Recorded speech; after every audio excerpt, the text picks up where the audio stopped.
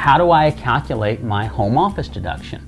Excellent question, and as you might guess, the IRS always wants to make things a little more complicated than perhaps they need to be, and they're going to give us a form. I'm going to take you right to that form now. We'll talk about that real briefly.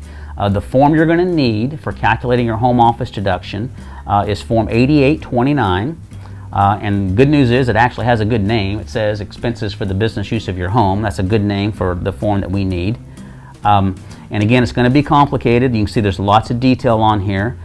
In fact, I won't make you look at each one of these, but the word see instructions, see separate instructions, that appears on this form 17 times, if you can believe that, on a one-page form.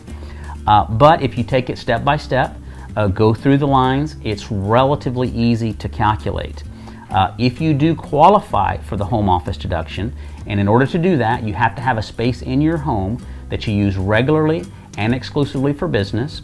Now, in our next hour, we're going to go through a webinar, and we're going to talk a lot about exactly how to do this, because this can actually save you some money. We'll go through a lot more detail, but basically you got this form. You're going to include all of the expenses related to your home right on lines 9 through 21 or so. Add up that total. The calculation is relatively straightforward. That total then is going to be included on line 30 of your Schedule C, and that's how the deduction for your home office is going to end up on your tax return. Again, tune in the next hour.